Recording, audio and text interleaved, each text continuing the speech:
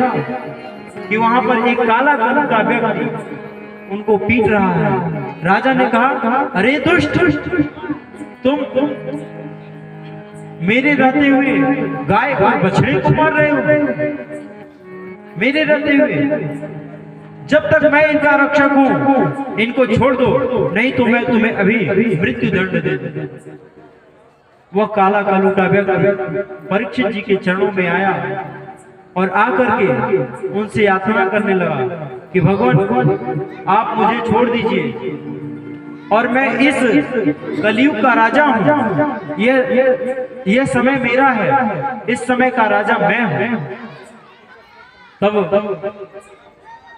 परीक्षित जी महाराज ने कहा, एक राजा के होते हुए दूसरा राजा कोई नहीं हो सकता, और जब तक मैं राजा हूं मेरे राज्य में ऐसा नहीं हो सकता, तुम यहां से कहीं दूर चले जाओ।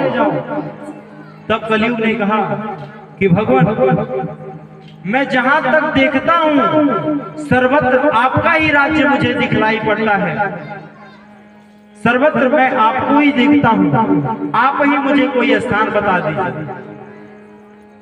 तब परीक्षित जी महाराज कहते हैं, द्योतम पान स्त्रिया सोनम, कि जाओ तुम्हारा वास जुए में हो। कहां हो? जुए।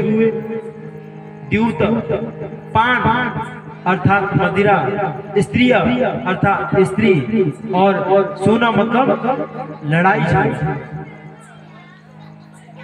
आज हम किस तरफ बढ़ रहे हैं ये बहुत ही विचारणीय है, क्योंकि हम आज के समय में हमारे महर्षियों ने विचार करके कहा कि सत्पुरुषों को जुआ नहीं खेलना चाहिए, परंतु हमारी सरकार को विवेचना करनी चाहिए कि आज हम मोबाइल जैसे उठाते हैं उसमें कहीं ड्रीम 11 तो कहीं लोन तो कहीं ये जुआ, ये सट्टा, ये कैसीनो आपके मोबाइल पर उपलब्ध है।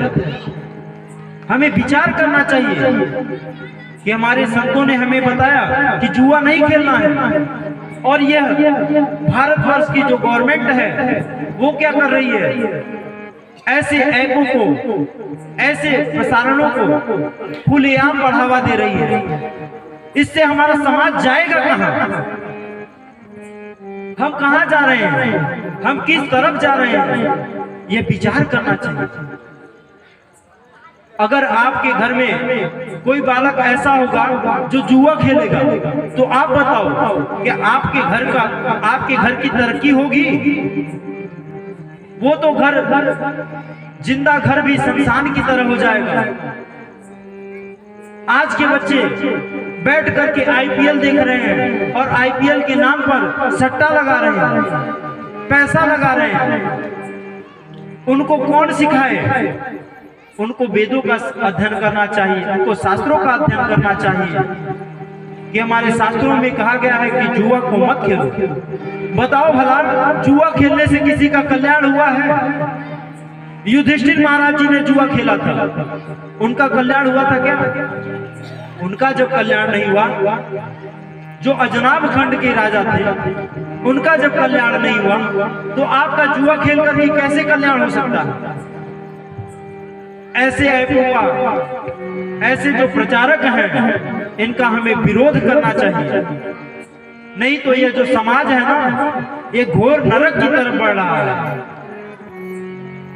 हम सभी लोग यहाँ पर जितने भी लोग उपस्थित हैं, सभी लोग अपने मन में ऐसा प्रण करें कि हम लोग कभी भी जुआ को न बढ़ावा देंगे और न उसकी शरणागति को ही स्वीकार करेंगे।